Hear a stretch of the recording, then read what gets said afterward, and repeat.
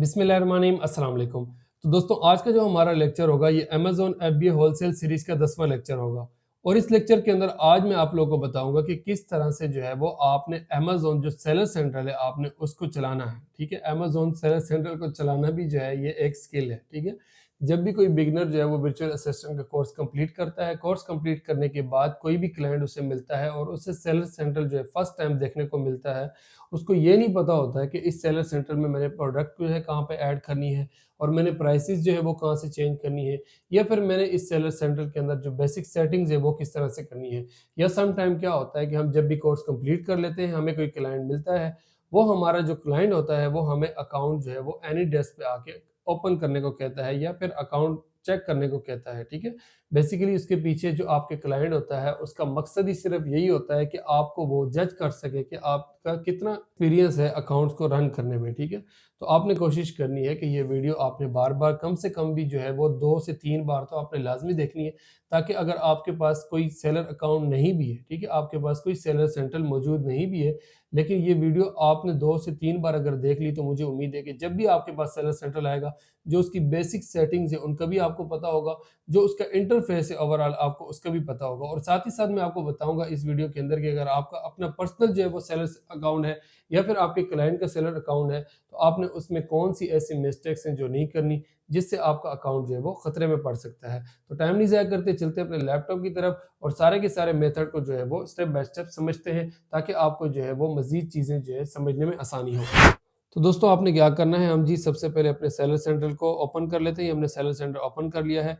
अच्छा, मैं आपको एक चीज़ बता दूं कि अगर आपका क्लाइंट बाहर का है और अपने पास जो है वो बाहर सेलर सेंट्रल अमेज़न का जो सेलर अकाउंट है वो ओपन करके चेक करता रहा है या फिर उसके लैपटॉप में वो लॉगिन है, तो आपने कोशिश करनी है कि आपने उनसे मेन अकाउंट का एक्सेस नहीं लेना। आपने उन्हें कहना है कि मुझे चाइल्ड एक्सेस बना के दें और आपने उसी चाइल्ड एक्सेस को यूज़ करना है। ठीक है, और ये जो चाइल्ड एक्सेस होती है इसके अंदर किसी किस्म की कोई प्रॉब्लम नहीं आती, आप उसे जहाँ मर्जी यूज़ करें, जहाँ मर्जी ओपन करें। ठीक है, लेकिन जो मेन अकाउंट होता है ना, जो अमेज़न सेलर का मेन अकाउंट होता है, जो कि अब ओरिजिनल अकाउंट होता है। ठीक है, एक तो होती है ना चाइल्ड एक्सेस, मतलब कि वो कुछ परमिशंस होती हैं, वो एक सेकंड अकाउंट बन जाता है जिसके अंदर जो है वो परमिशंस वगैरह आ जाती हैं।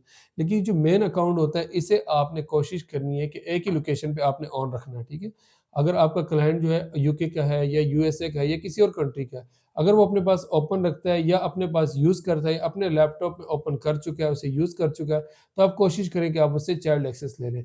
तो फॉर एग्जांपल हम आ जाते हैं जनाब, यहाँ पर हमारे पास ये जो है सेलर सेंट्रल ओपन है। ठीक है, तो सबसे पहले अगर आपने कोई भी प्रोडक्ट जो है वो ऐड करनी है, अब देख लें यहाँ पे इस तरह का इसका इंटरफेस होता है। यहाँ पे सेल्स जो है आपकी रोज़ाना की जो भी सेल्स होंगी वो यहाँ पे आपको शो होगी, यहाँ पे आपको बैलेंस शो होगा, यहाँ पे आपको ओपन ऑर्डर शो होंगे जो कि ऑर्डर अब फुलफिल नहीं हुए। ठीक है, ओपन ऑर्डर होंगे। यहाँ पे जो बायर के मैसेज है वो आपको शो होंगे। ठीक है, यहाँ पे अकाउंट हेल्थ आ रही है, तो आप यहाँ से आके अकाउंट की हेल्थ चेक कर सकते हैं। यहाँ पे हम आई क्लिक किया, यूनाइटेड स्टेट पे 200% है, कनाडा में 200% है। ठीक है, और मेक्सिको में 200% है। ठीक है, अकाउंट काफ़ी हेल्दी है, पुराना अकाउंट है, लेकिन हमारे पास ये जो है अभी ही आया है। अच्छा, तो आपने क्या करना है, लेफ्ट साइड पे आपको ये 3 लाइन्स शो हो रही है। आप जैसे ही यहाँ पर आएँगे तो इसके जितने भी फंक्शंस हैं वो यहाँ पर ही आपको शो होंगे। अब आपने अगर कोई प्रोडक्ट वगैरह ऐड करनी है तो यहाँ पे आके आप देख सकते हैं ऐड प्रोडक्ट आ गया है। ठीक है, उसके बाद इन्वेंटरी वगैरह जो आपने अपनी इन्वेंटरी देखनी है, तो यहाँ पे आके आप इन्वेंटरी के ऊपर मैनेज ऑल इन्वेंटरी करेंगे। हम मैनेज ऑल इन्वेंटरी को ओपन कर लेते हैं अपने पास। तो ये देखें आपके पास इस तरह जो है ना आपकी इन्वेंटरी की डिटेल शो होगी कि आपके पास इस वक़्त कितने यूनिट जो है वो लाइव हैं।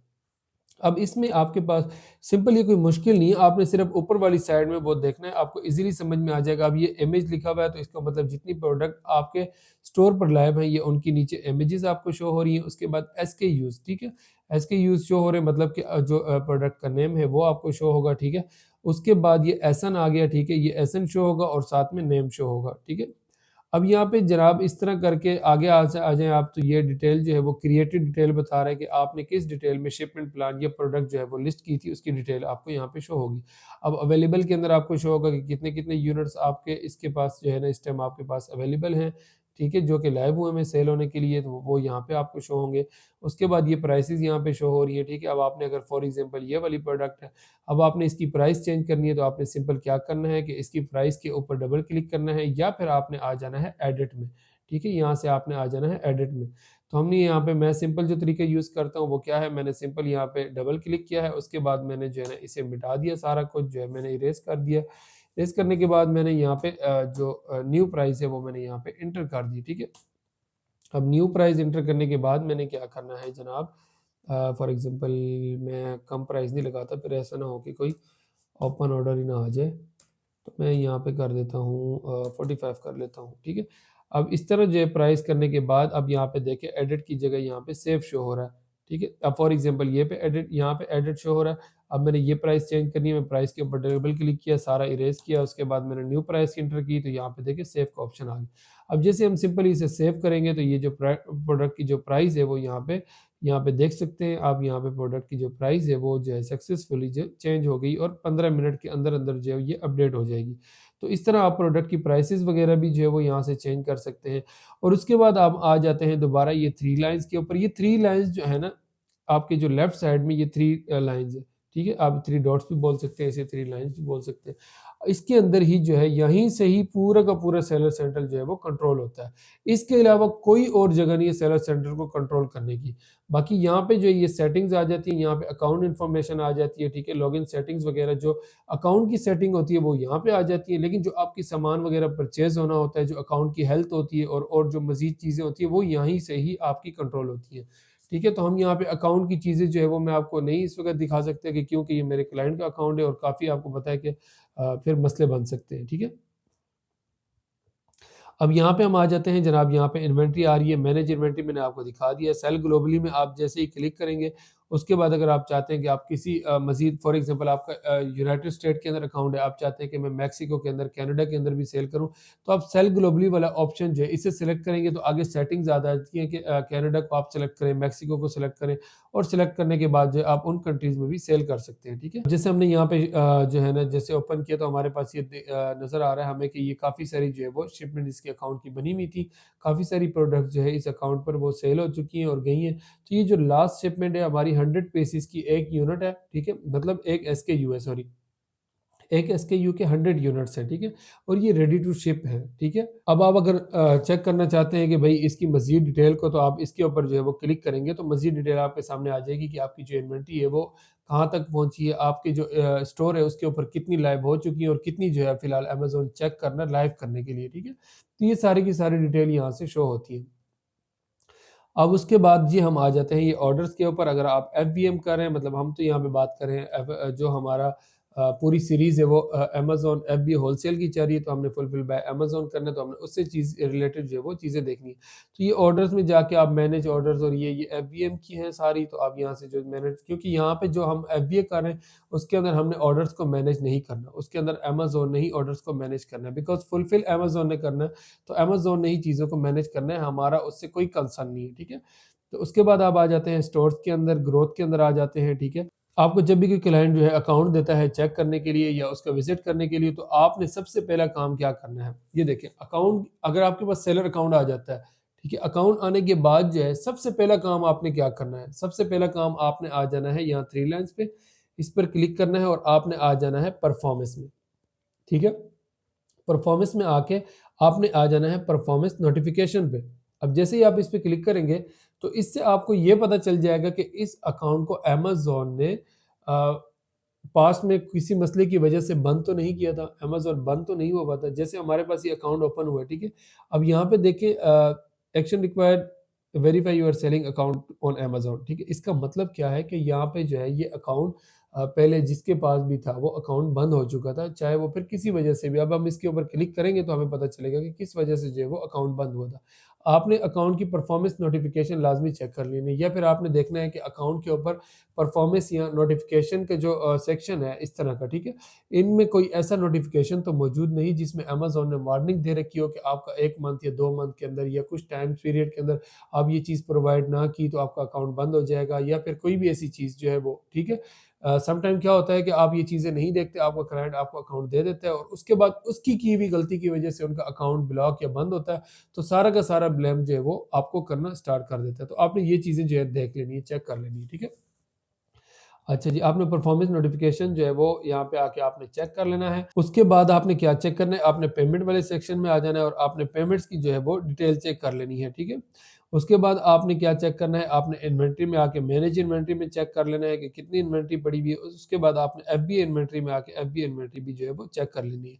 और उसके बाद आपने क्या चेक करना है जनाब, परफॉर्मेंस में आ जाते हैं।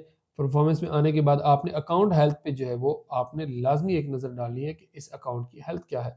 फॉर एग्जांपल हमने इसे न्यू टैब में ओपन कर लिया, अब यहाँ पे अकाउंट हेल्थ देख सकते हैं 200% है, ठीक है। अच्छा, तो आपने कोशिश करनी है कि ऐसा कोई अकाउंट भी आपने किसी क्लाइंट से नहीं लेना जिसके ऊपर एफ हुआ हो, ठीक है। मतलब जिसके ऊपर ड्रॉप शिपिंग हुई भी हो, ऐसे अकाउंट को आप होलसेल में ना यूज़ करें तो बेहतर है। हाँ, आप एक सूरत में यूज़ कर सकते हैं कि एफबीएम छोड़े हुए, ठीक है, उस अकाउंट पर एफबीएम किए हुए 3 मंथ या फिर 3 मंथ से ज़्यादा हो गए हों और वो अकाउंट अभी तक सिक्योर है, तो उसके बाद जो है आप उस पे कर सकते हैं। मतलब ये है कि 3 मंथ, पिछले 3 मंथ तक जो है उसके ऊपर एफबीएम नहीं हुई, उससे पहले होती रही।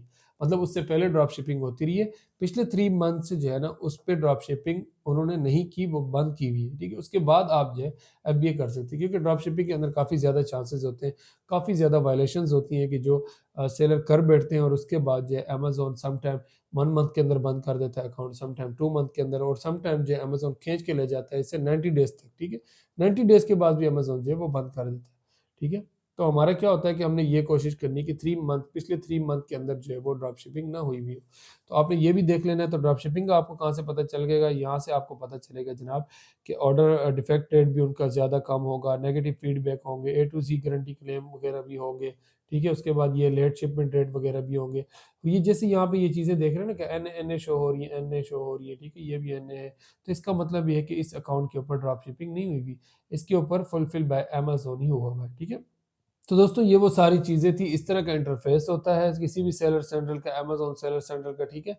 अगर आपने जो है ना किसी किस्म का आपको कोई मसला पड़ गया है तो उसके लिए आपने क्या करना है, अगर आपने अमेज़न से जो है वो कॉन्टैक्ट करना है तो उसका सबसे सिंपल जो वे है वो यहाँ पे हेल्प आपको शो हो रहा है। आपने सिंपली क्या करना है, हेल्प के ऊपर क्लिक करना है। हेल्प के ऊपर क्लिक करने के बाद आपने क्या करना है जनाब, ये हमारे पास ओपन हो जाए तो मैं आपको बताता हूँ कि मज़ीद आपने क्या करना है। जैसे ही हेल्प के ऊपर आपने क्लिक करना है, उसके बाद आपने कंट्री सिलेक्ट करना है, उसके बाद आपने सिलेक्ट जो है वो सर्विस सेल ऑन अमेज़न, ठीक है। उसके बाद आपने यहाँ पे सेलेक्ट करना है जी एफबीए रिटर्न को किस टाइप का जो है ना वो आपका मसला है। For example listing on payable, यहाँ पे अगर हम इस पर क्लिक कर देते हैं, ठीक है। उसके बाद हमारे सामने मज़ीद जो है वो चीज़ें शो हो जाएँगी, वो अमेज़न कहेगा जी जिस प्रोडक्ट के अंदर आपको मसला है, उस प्रोडक्ट का आपने यहाँ पे सिंपल एसएन जो है वो कॉपी करके पेस्ट कर दें। मज़ीद आपको आगे चीज़ें आती जाएँगी तो वो आपने सेलेक्ट करते जाना है और फिर आपके सामने एक फॉर्म फिल करना है। अगर आप फॉर्म फिल करके ईमेल के थ्रू नहीं आप कॉन्टैक्ट करना चाहते तो सिंपली आपने अपना कॉन्टैक्ट नंबर डालना है और विदिन जो है 10 मिनट्स आपको अमेज़न से कॉल आ जाती है। और तो आपने क्या करना है, सिंपली जो है उनसे डिबेट कर लेनी है उस जो भी आपका इश्यू है उससे रिलेटेड हो, ठीक है। सिंपली आपने क्या करना है, आपने डिबेट कर लेनी है आपका जो भी इश्यू है उससे रिलेटेड, ठीक है। तो ये चीज़ें हैं जी, हम अब इसे ओपन करते जाएँगे आगे तो फिर वीडियो जो है ना काफ़ी ज़्यादा लेंथी हो जाएगी और बहरहाल ये जो है हमारे फ़िलहाल जो है वो टॉपिक से रिलेटेड नहीं है। हमारा जो टॉपिक था वो ये था कि जी आपको जो है अमेज़न का जो सेलर सेंटर है, उसका जो है आपको इंटरफ़ेस का बताना और आपको चीज़ों को समझाना, ठीक है। तो दोस्तों मुझे उम्मीद है कि आपको समझ में आ गया होगा कि अमेज़न के इंटरफ़ेस किस तरह का है और अमेज़न के अंदर जो है किस-किस चीज़ों का आपने ख़्याल रखना है, ठीक है? सबसे पहले नंबर पर अगर आपके पास किसी क्लाइंट का अकाउंट आता है, तो आपने उसके अंदर परफ़ॉर्मेंस नोटिफ़िकेशन में जाके चेक करना है कि पास्ट में अमेज़न ने इस अकाउंट को बंद तो नहीं किया या फ्यूचर में अमेज़न ने कोई डेट तो नहीं दे के रखी हुई कि इस डेट को जो है वो हम अकाउंट बंद करेंगे किसी भी वायलेशन की वजह से। सेकंड आपने चेक करना है कि उस अकाउंट के ऊपर ड्रॉप शिपिंग तो नहीं हुई। अगर उस अकाउंट के ऊपर ड्रॉप शिपिंग हुई भी है पिछले 3 मंथ के अंदर-अंदर, तो आपने कोशिश करनी है कि उस अकाउंट को आपने अपने पास नहीं रखना, बिकॉज़ ड्रॉप शिपिंग के अंदर काफ़ी सारी वायलेशंस होती हैं, जो कि अमेज़न बाद में जाके जो है वो अकाउंट के ऊपर मसला बनाता है। तो अगर आपको ये वीडियो पसंद आई है तो टेक्निकल गोगी भाई यूट्यूब चैनल को लाज़मी सब्सक्राइब करें और साथ ही साथ जो है वो बेल आइकन को लाज़मी प्रेस करें, ताकि हर नई आने वाली ऑनलाइन अर्निंग से रिलेटेड, ई-कॉमर्स से रिलेटेड और भी काफ़ी सारी इन्फॉर्मेशन से रिलेटेड वीडियोज़ जो है वो आपको टाइम से मिलती रहे। तो मिलते हैं नेक्स्ट वीडियो के अंदर, तब तक अपना ख्याल रखिएगा। अल्लाह हाफ़िज़।